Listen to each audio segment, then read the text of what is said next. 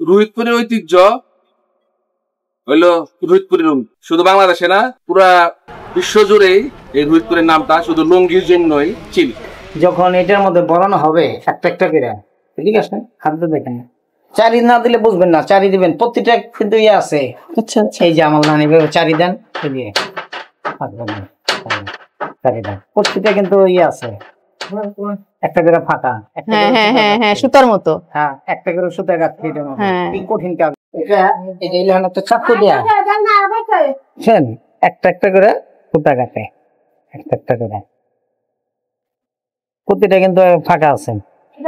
আচ্ছা, মানে এটা দিয়ে কি শুধু আপনারাই করেন নাকি যারা অন্যান্য তাঁতি যারা লুঙ্গি বোনে সবাই এটা ব্যবহার করে? লুঙ্গি, কাপড়, কারখানায় যত কাপড় আছে মানে এটা লাগবেই, এটা লাগবেই। এটার মধ্যে ঘন পাতলা আছে। আচ্ছা, ঘন পাতলা আছে। এটা কি ঘন না পাতলা? এটা ঘন। এই কারণেই আসলে রোহিতপুরের লুঙ্গি ঘন এবং টেকসই হয়। আমরা পেয়ে গেছি রোহিতপুরের শরীফ লুঙ্গির শরীফ ভাইকে। আমরা একটু তার সঙ্গে কথা বলবো যে, আচ্ছা শরীফ ভাই, এই যে আমরা শুনেছি রোহিতপুরে এক সময় 3000-এর মতো তাঁত ছিল, তো এখন তো সবাই অন্য পেশায় চলে গেছে, কিন্তু আপনি একমাত্র উত্তরাধিকার বলবো যে এই রোহিতপুরের তাঁত শিল্পের, কিন্তু আপনি শুধু মানে একাই রয়ে গেছেন কেন? আসসালামু আলাইকুম, ধন্যবাদ আপনাকে। মূল উদ্দেশ্যটা হলো রোহিতপুরের ঐতিহ্য হইলো রোহিতপুরি লুঙ্গি। শুধু বাংলাদেশে না, পুরা বিশ্ব জুড়েই এই রোহিতপুরের নামটা শুধু লুঙ্গির জন্যই চিনি। আমি কেন ধরে রাখছি, আমি একজন তাঁতের সন্তান।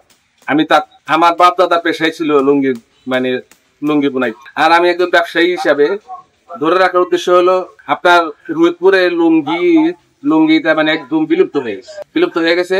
মানুষ অন্য অন্য পেশায় চলে গেছে। আগে যেরকম মানে উৎসাহ উদ্দীপনা নিয়ে কাজ করত, সেটা এখন নাই। কারণ আগের মতো লাভ নাই। আর একটা লুঙ্গির পিছনে পুরা ফ্যামিলি পরিশ্রম, শ্রম দেওয়া লাগে, সবার শ্রম দেওয়া লাগে। সেই হিসাবে মানে ওইরকম পায় না, আপনার মজুরিটা পায় না। আচ্ছা রফিক ভাই, এখানে কতজন কাজ করে? এখানে আমরা 22-24 জন কাজ করি। 22 থেকে 24 জন কাজ করেন। এক একজনের এক একটা ধাপ আছে তাদের। আচ্ছা, কেমন বেতন দিতে হয় তাদের? ভাই এটা কোনো বেতনে না, সবারে ফোরনে। সবাই ফোরনে, যে যা কাজ করবো। ফোরন মানে এই যে ওনারা বাস ফালাই দিতেছে, ওনাকে একটা আছে, ধরা আছে যে কত দিব। আচ্ছা, এটা এই যে একটা সুতা ভাগ করে দিব, ওনারা দিব 50, ওনারা দিব 25, মানে 75। আচ্ছা, টাকা। আচ্ছা, ওনারা দুইজনকে একটা করে দিলে। আর এই যে আমার সাথে করলো আমার এই মামা, আচ্ছা, উনি পাইবো 150 টাকা। মানে ছেলেরা পাচ্ছে 150 টাকা? না, এই যে আমার সাথে যে কাজ করলো আমার মামা, এই সকাল 7টা থেকে এই পর্যন্ত উনি পাইবো 150 টাকা। একদিনে এরকম কয়টা তৈরি করতে পারে? দুইটা কাজ করতে পারে। আচ্ছা, দুইটা হলে 300 টাকার কাজ হয়। 300 টাকার কাজ করে ওনারা চলে যাবো। আচ্ছা, এই ফ্রেমে যতখানি সুতা আছে এটা দিয়ে কয়টা লুঙ্গি হবে? 4টা লুঙ্গি। শরীফ লুঙ্গি, যেটা শরীফ লুঙ্গি মালিক আমি, সেই শরীফ ভাই। মূল উদ্দেশ্য হলো কোনটা, যে আমি একটা রোহিতপুরি লুঙ্গি কাস্টমার চাই।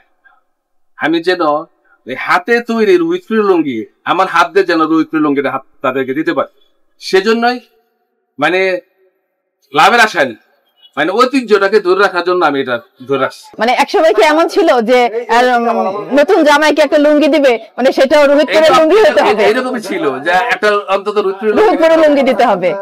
এই হচ্ছে রোহিতপুরের হাতে বোনানো লুঙ্গি। মানে ধরেই বোঝা যায় মসৃণ, মানে এত আরাম।